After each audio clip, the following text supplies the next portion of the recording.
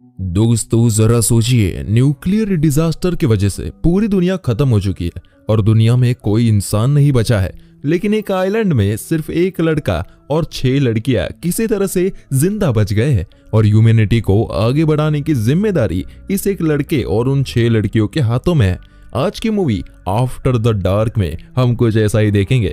Movie की शुरुआत में हम जेम्स और पेट्रा को देखते हैं। पेट्रा अपनी क्लास के लिए वहां से निकलते हुए जेम्स को कहती है कि दोबारा मत सोना वरना तुम लेट हो जाओगे, और फिर वो वहां से चली जाती है। शायद जेम्स थक गया था इसलिए वो सो जाता है और जब उसकी नींद खुलती है तो वो देखता है कि वो क्लास के लिए लेट हो चुका है। वो भागता हुआ क्लास पहुंचता है जिसमें वो बिल्कुल एंड मोमेंट पर पहुंच जाता है। इन सभी की फिलॉसफी की क्लास चल रही थी। इनका प्रोफेसर जिमिट था। आज सभी बच्चों की लास्ट क्लास थी। जिमिट बोलता है कि उन्हें इस साल जो भी पढ़ाया गया उसका प्रैक्टिकल चेक करने का समय आ चुका है। वो कहता है कि हम सभी लोग एक माइंड एक्सरसाइज करेंगे जिससे ये पता चलेगा कि आप लोगों ने जो पढ़ा है उसमें क्या सीखा है। स्टूडेंट्स अलग अलग सिचुएशन सजेस्ट करते हैं, जैसे समझ लो एक रेल की पटरी पर 5 लोग बंधे हुए हो और दूसरी पटरी पर एक आदमी बंधा हुआ हो, तो बेहतर है कि ट्रेन को एक आदमी की तरफ बढ़ा दिया जाए क्योंकि 5 लोगों के मरने से बेहतर है कि एक ही मरे। दूसरा कहता है कि सिचुएशन ऐसी भी हो सकती है कि ट्रेन की पटरी के सामने एक बहुत मोटा आदमी खड़ा हो जिसे धक्का देकर उसे ट्रैक पर गिरा दे तो उस ट्रेन अपनी पटरी से ही उतर जाएगी जिससे 5 लोग बच जाएंगे। एक लड़की सिचुएशन सजेस्ट करती है जिसमें वो एक बिल्डिंग से गिरने वाली है और खुद को बचाने के लिए उसने अपने 3 दोस्तों को कांटेक्ट किया। वो तीनों उसे बचाते नहीं क्योंकि उसे बचाते हुए वो खुद भी बिल्डिंग से गिर जाएंगे, और जैसे ही वो लड़की बिल्डिंग से नीचे की तरफ गिरती है वो बच जाती है और उसे पता चल जाता है कि अपने इन तीनों दोस्तों पर वो कभी भरोसा नहीं कर सकती। इसी तरह की कुछ सिचुएशंस बाकी स्टूडेंट सजेस्ट करते हैं, लेकिन जिमिट कुछ अलग ही सिचुएशन को डिस्कस करना चाहता है। वो कहता है कि अर्थ पर एपोकैलिप्स आया है जिसमें हर जगह न्यूक्लियर बॉम्ब्स गिराए जा रहे हैं। बचने के लिए सिर्फ एक बंकर है जिसमें 1 साल तक टाइम स्पेंड करना होगा। मोटिव सिर्फ जिंदा बचने नहीं बल्कि ह्यूमन रेस को यही बचे हुए लोग 1 साल के बाद आगे बढ़ाएंगे। लेकिन उस बंकर की कैपेसिटी सिर्फ 10 लोगों की है और प्रॉब्लम यह है कि ये लोग 21 है। ऑब्वियसली 21 लोग बंकर में आ सकते हैं, लेकिन 1 साल तक इनफ रेशन और ऑक्सीजन ना होने की वजह से कुछ लोगों को खुद को सेक्रीफाइस करना होगा। ये पूरी एक्सरसाइज एक इमेजिनेशन के अंदर होगी। सभी क्लासरूम में होंगे लेकिन उसके सीन्स उनके माइंड में चलेंगे। वो लोग इस एक्सरसाइज को डिस्कस करते हुए करेंगे, लेकिन हमें मूवी में ये सीन्स के रियल जैसे दिखाया गया है, लेकिन ये सिर्फ उनकी इमेजिनेशन रहती है। अब हम जानते हैं कि ये सिर्फ 21 लोग हैं, लेकिन बंकर में सिर्फ 10 लोग रह सकते हैं। बंकर में कौन रहेगा और किसे खुद को सेक्रीफाइस करना होगा वो उसका प्रोफेशन डिसाइड करेगा। जिमिट एक बॉक्स से सभी को रैंडम चिट्स निकालने को कहता है जिसमें एक प्रोफेशन लिखा है। जिस इंसान के प्रोफेशन का फायदा उन्हें फ्यूचर में मिलेगा उसे बंकर में रहना अलाउड है और बाकी लोग बाहर रहेंगे। जैसे कि जेम्स एक फार्मर है जो एपोकैलिप्स खत्म होने के बाद अपनी फार्मिंग स्किल से खेती करके फूड सप्लाई बढ़ाएगा। पेट्रा एक स्ट्रक्चरल इंजीनियर है तो वो भी फ्यूचर में काफी कम आएगी, इसलिए उसको जिंदा रहना जरूरी है। एक लड़का इलेक्ट्रिशियन है तो बंकर के अंदर इलेक्ट्रिक डिफॉल्ट्स में वो हेल्प कर सकता है। लेकिन जो फैशन डिजाइनर है या जो रियल एस्टेट एजेंट है या जो एक ऐसे प्रोफेशन से बिलोंग करता है जो इतना यूजफुल नहीं है, उसे बंकर में जाने की लेस प्रायोरिटी दी जाएगी। एक लड़के का प्रोफेशन तो पोइट है तो जिमिट उसे तुरंत शूट करके मार देता है। जिमिट कहता है कि ये हमारे साथ बंकर में जाएगा नहीं, इसलिए ये बाहर न्यूक्लियर रेडिएशन से तड़प तड़प कर वैसे भी मरी जाएगा, इसलिए बेटर है कि उसे अभी मुक्त कर दिया जाए। फ्रेंड्स, आपको फिर से बता दूं कि ये सब रियल में नहीं हो रहा है बल्कि ये सिर्फ एक क्लासरूम डिस्कशन है जिसके सीन्स हमें दिखाए जा रहे हैं। अब सभी लोग वोट करते हैं कि कौन उनके प्रोफेशन के बेस पर जाने के लिए एलिजिबल है और कौन नहीं। जॉर्जिना एक डॉक्टर है जिसके लिए सब वोट करते हैं। चिप्स नाम का लड़का एक कारपेंटर है जो बंकर में जाने के लिए एलिजिबल है। आखिर में क्योंकि जिमिट के पास वाइल्ड कार्ड है इसलिए सभी उसके फेवर में वोट करते हैं, क्योंकि क्या पता उसके पास कोई सीक्रेट इंफॉर्मेशन हो जिसकी जरूरत उन 10 लोगों को पड़े।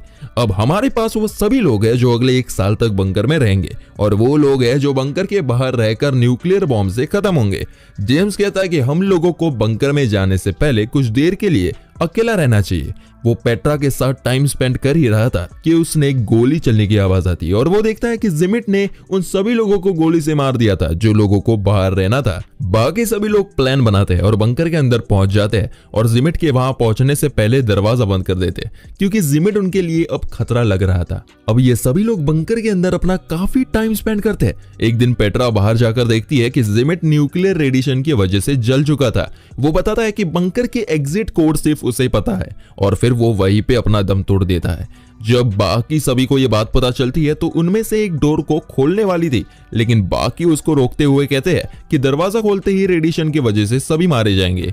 वो सभी सोचते हैं कि शायद जिमिट झूठ कह रहा है, इसलिए वो दरवाजा नहीं खोलता। इसके बाद हम देखते हैं कि दिन बीतते चले जाते हैं, महीने बीते चले जाते हैं और जिमिट की बॉडी टाइम के साथ साथ डिकम्पोज होती चली जाती है। फाइनली जब 1 साल पूरा होता है तो अर्थ खुद को दोबारा रिकवर कर चुका था, लेकिन जब ये सभी लोग बंकर से बाहर निकलने की कोशिश करते हैं तो वो पासकोड मांगता है, यानी कि जिमिट सच बोल रहा था। अब ये लोग अंदर बंद हो चुके हैं, लेकिन ये लोग हार नहीं मारते और अलग अलग तरह से दरवाजे को तोड़ने की कोशिश करते हैं। गोलियां चलाते हैं, रॉड से मारते हैं, लेकिन दरवाजा खुलता नहीं। कुछ दिन बाद कुछ लोग अपनी जान दे देते हैं और जो बचते हैं वो ऑक्सीजन खत्म होने की वजह से मारे जाते हैं। बस इसके बाद हम दोबारा क्लास वाला सीन में पहुंच जाते हैं। चिप्स जिमिट से कहता है कि ऐसा क्यों हुआ कि एग्जिट कोड सिर्फ उसके पास ही थे।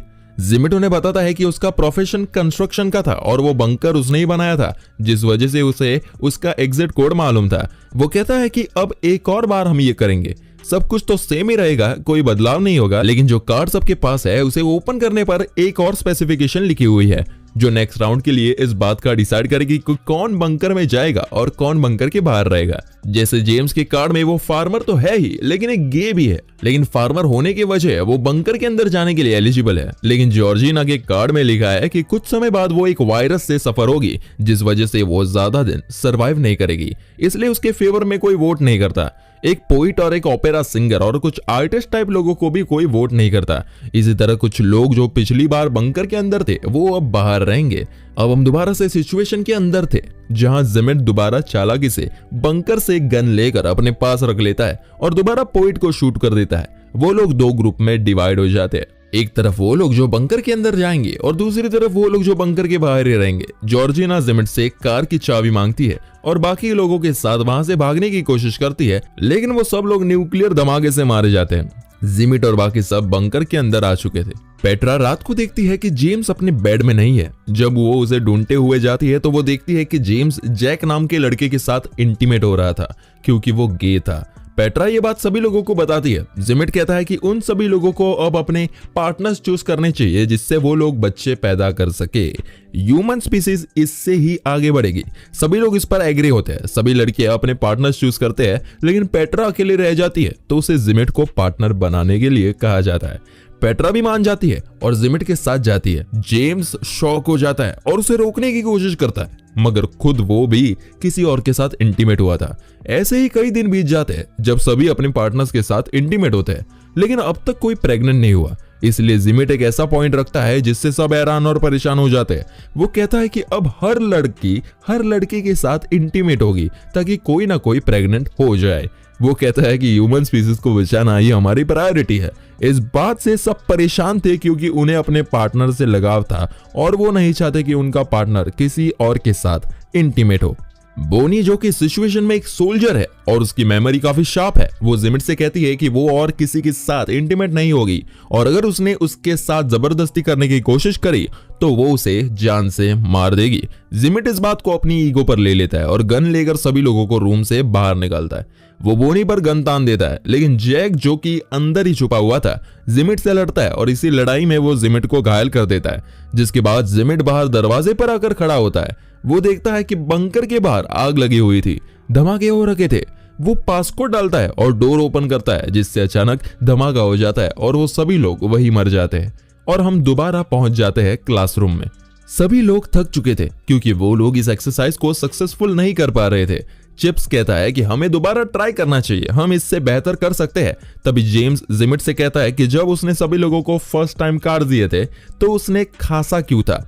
जेम्स को कुछ गड़बड़ लगता है, इसलिए वो कार्ड्स वाले बॉक्स को चेक करता है तो उसे पता चलता है कि जिमिट ने उसके साथ चालाकी की और जानबूझकर उसे चालाकी से फार्मर और गे का कार्ड पकड़वाया। जिमिट जेम्स को पसंद नहीं करता और ये साबित करना चाहता था कि वो बेवकूफ है जिसमें बिल्कुल भी समझ नहीं है। जेम्स सभी को जिमिट की सच्चाई बताता है और कहता है कि जिमिट ने चीटिंग की है, इसलिए वो एक और राउंड करना चाहता है, लेकिन बाकी स्टूडेंट्स मना करते हैं। पेट्रा सबसे इंटेलिजेंट स्टूडेंट है क्लास की। वो कहती है कि इस बार वो इंचार्ज बनना चाहती है और डिसाइड करना चाहती है कि कौन बंकर के अंदर रहेगा और कौन बाहर। सभी स्टूडेंट्स उस पर भरोसा करते हैं, इसलिए उसकी बात मानते हैं। हम दोबारा से सिचुएशन के अंदर जाते हैं जहां सब लोग इस बार एक आइलैंड पर थे जहां भी न्यूक्लियर हमला होने वाला था। जिमिट दोबारा से गन्स को छुपा लेता है। हम देखते हैं कि पेट्रा जिमिट के पास जाती है और उसे हक करती है। इस बार पेट्रा पोइट को, ओपेरा सिंगर को, कार्ड खेलने वाले लड़के को, सभी उन लोगों को बंकर के अंदर भेजती है जिनके पास कोई टेक्निकल स्किल्स नहीं है।